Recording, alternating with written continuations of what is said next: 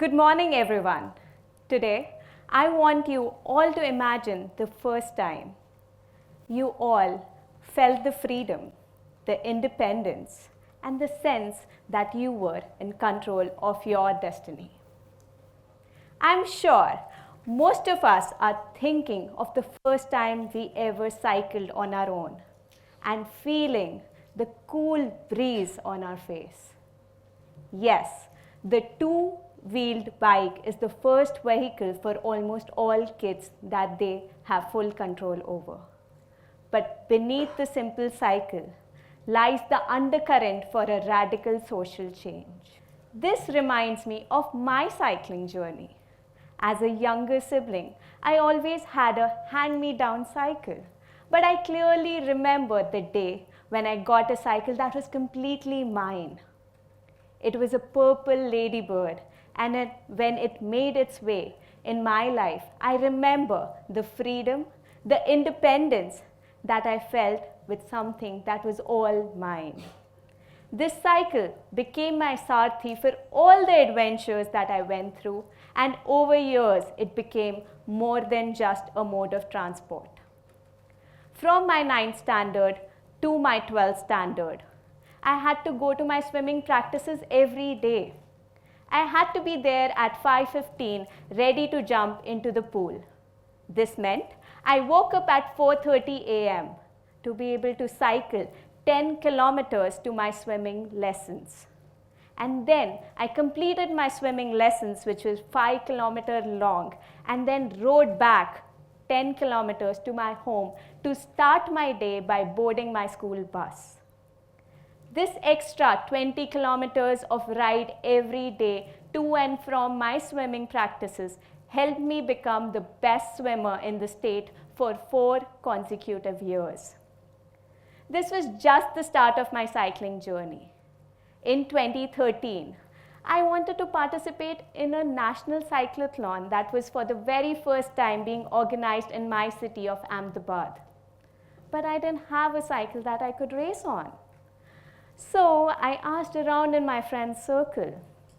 To my surprise, one of my brother's friends had a cycle lying in his basement, which he had not touched for 2 years.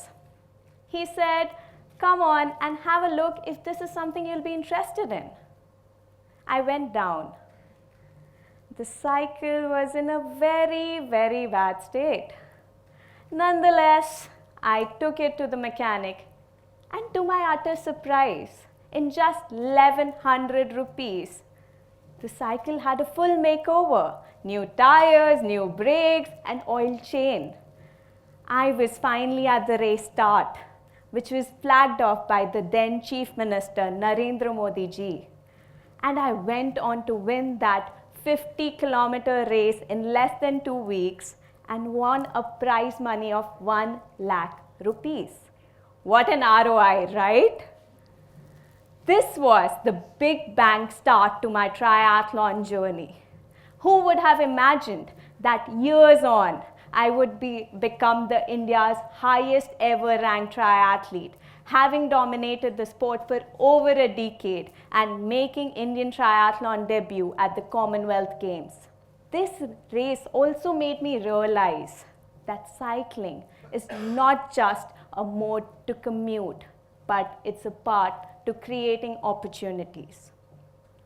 I always knew that I was privileged enough to get so many opportunities, so many possibilities, and I always wanted to give back. So when in 2023, I got selected as the International Olympic Committee's young leader, the only one from India, I decided now is the time.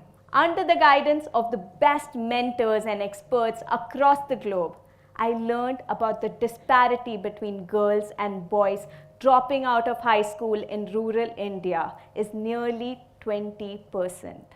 What I learned was stark, that nearly 60% of girls in rural India never complete education.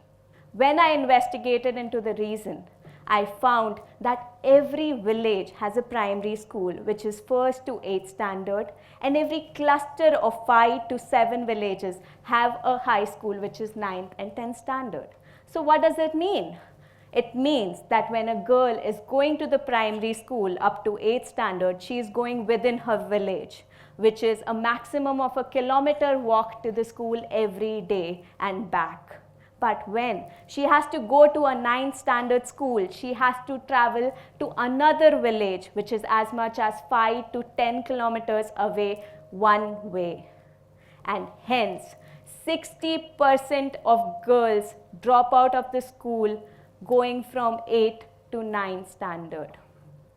And one of the major reasons is because we have no safe or economical transport available for these girls to be able to go from their village to the school. So what did I do? I came up with the solution which was taught to me in 2013. Ask around for a cycle. You might just get one and you will win the race. And in this case, you will be able to continue your education. So what did we do? In November 2023, I went around with my friends and family, door to door, to people's house and asked people to donate the cycles that they were no more using. We managed to collect about 22 of these cycles. We got them refurbished and repaired. And then we reached out to a rural high school, not very far from where we are sitting, just about 2 kilometers from here in a village called Telav. We got a batch of 22 girls and conducted a 6-day training camp with them. We taught some of these girls how to ride cycles. Yes, some of these girls, although they were 12, 13 years of age, did not know how to ride cycles. And then we took them on 4 different rides to different villages so that they could gain the confidence to be able to cycle on their own on roads in a safe and comfortable manner. And then we also taught them the basics of cycle maintenance like repairing punctures, adjusting brakes, oiling the chain and ensuring the right air pressure in tires. Then we finally handed over the cycles to these girls so that they could attend their school daily and be independent. Having done a successful pilot, we decided to go full-fledged. But in 2024, we identified our bottleneck. Our bottleneck was getting a constant inflow of cycles. So what did we do? We went to private schools across the city to urge the students to donate their cycles which they had outgrown of. The response was overwhelming, and with so much love and support, we were also able to create a small team of volunteers. Now, our procedure consists of pitching to the private schools and encouraging students to donate the cycles that they have outgrown of. We pick it from their homes, then we get them repaired, and we then contact rural high schools who help us identify the potential girls who will benefit from these cycles and will be able to commute to the schools. And then we conduct a 3 to 5 day training camps with these girls in which we train them how to cycle, we teach them how to safely cycle on these public roads, we teach them cycle maintenance, and then finally we hand over these cycles to these girls so that they are independently able to commute to these schools every day. The cycle ownership transfer from the student to the foundation that we have, then from the foundation to the rural high school, and then the rural high school loans the bike to the girl until she stays in the school. This we have done so that we can ensure the maximum usage of the cycles and the sustainability and the accountability of the cycles is transferred to the schools. We also encourage girls in the camp to then become the mentors in the next camp and guide the other girls of the next gen. So that this initiative, the entire initiative, can become self-sufficient in the future with minimum intervention from our end. There are some beautiful stories that have come across to us during these camps and the effects of daily cycling on the girls afterwards. For instance, I saw these girls get comfortable with me, and how the transition from ma'am to Didi to Pragnya happened over a course of just 4 days. And how some of them so bright, and I remember this particular girl, Priyanshi, who from the first day of the camp itself brought me a note every day written in English about what she learned on the previous day and how she hopes that this cycle will help fulfill her dreams. What I realized soon is that these girls are actually brighter than most of us. But what they lack is a chance of equal opportunities as us. One thing that also struck to me was that for us, most of us, traveling across countries is not a big deal. But for them, they have never even traveled to the other village where their best friends live. And during our camps, when we take them to the different villages and they finally get to visit the village that their friends come from, they get so super excited and equally nervous to visit their friends aboard. With just 2 wheels, we are addressing 8 of the 17 United Nations Sustainable Development Goals, making world more gender equal and just community.